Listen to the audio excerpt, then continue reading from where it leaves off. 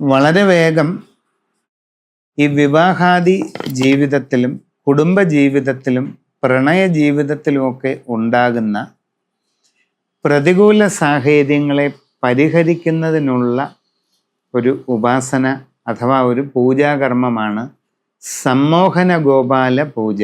സമ്മോഹന ഗോപാലം എന്ന് പറയുന്നത് ശ്രീകൃഷ്ണ ഭഗവാൻ ഭാഗവതത്തിൽ യമുനാ നദിയുടെ തീരത്ത് 2 കൈകളും മുട്ടിന്മേൽ വെച്ച് പത്മാസനത്തിലിരുന്ന് ധ്യാനിക്കുന്ന ഒരു പ്രത്യേക ഭാവത്തിൽ ഉപാസന ചെയ്യപ്പെടുന്ന ദേവതയാണ്. തൻ്റെ ചൈതന്യം കൊണ്ടും തന്നിൽ നിന്ന് പ്രസരിക്കുന്ന അപൂർവമായ യോഗബലം കൊണ്ടും ഈ വിശ്വത്തെ, ലോകത്തെ മുഴുവൻ സമ്മോഹനം ചെയ്യുന്ന, തന്നിലേക്ക് തീവ്രമായി ആകർഷിക്കുന്ന ഭഗവത് സ്വരൂപമാണ് സമ്മോഹന ഗോപാലമൂർത്തി. ഇങ്ങനെയുള്ള സമ്മോഹന ഗോപാലമൂർത്തിയെ പത്മമിട്ട് ആവാഹിച്ച് ചെയ്യുന്ന പൂജാകർമ്മമാണ് സമ്മോഹന ഗോപാലം. അത് ഒന്ന്, എല്ലാവിധ തടസ്സങ്ങളും വിഘ്നങ്ങളും പ്രയാസങ്ങളും മാറി ഉദ്ദേശിക്കുന്ന കാര്യം സാധിക്കുക. പിന്നെ കുടുംബജീവിതത്തിലും പ്രണയ ജീവിതത്തിലുമൊക്കെ ഉണ്ടാകുന്ന എല്ലാ പ്രയാസങ്ങളെയും മറികടക്കുക. ഇതൊക്കെയാണ് ഇതിൻ്റെ ഫലം.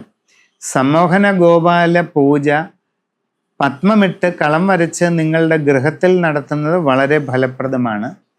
സമ്മോഹന ഗോപാല മന്ത്രം ഉപാസനയായി ചെയ്യുന്നത് അതിലും ഫലപ്രദമാണ്. സമ്മോഹന ഗോപാല മന്ത്രം ദീക്ഷയായി സ്വീകരിച്ച് നിത്യജപം ചെയ്യുന്നത് അത്യന്തം ഗുണം ചെയ്യും. നിങ്ങളിപ്പോൾ ഒരു ജോലിയിൽ ഇരിക്കുന്ന ഒരാളാണ്, ജോലിയിൽ നിങ്ങൾക്ക് കുറേ ലക്ഷ്യങ്ങളുണ്ട്, അത് വളരെ ദുഷ്കരമാണ്, കഠിനമാണ്, അത് മുമ്പോട്ട് പോകാൻ ഒരു ബുദ്ധിമുട്ട് തോന്നി. സമ്മോഹന ഗോപാല പൂജ നടത്തിയതിന് ശേഷം ഈ മന്ത്രം ഉപദേശമായി സ്വീകരിച്ച് നിത്യവും ജപിച്ചു പോയാൽ നിങ്ങളുടെ ലക്ഷ്യപ്രാപ്തിക്ക് അത് വളരെ സഹായകരമാണ്. ഇതിന് സമമായി ഇപ്പം കച്ചവടം ചെയ്യുന്ന ഒരാൾ ഇങ്ങനെ ഉദ്ദേശ ലക്ഷ്യങ്ങൾക്ക് വേണ്ടിയിട്ടെല്ലാം തന്നെ ഈ സമ്മോഹന ഗോപാല പൂജ നടത്താവുന്നതും അത് ഉപദേശമായി സ്വീകരിച്ച് നിത്യജപം ചെയ്ത് മുമ്പോട്ട് പോകാവുന്നതുമാണ്. ഒരു കാര്യം വ്യക്തമായിട്ട് പറയാം, മന്ത്രോപാസന ചെയ്യുന്നവർ മാനസികമായും ജീവിതത്തിലും അതിൻ്റേതായ ചിട്ടയിൽ ജീവിച്ചു പോകണം.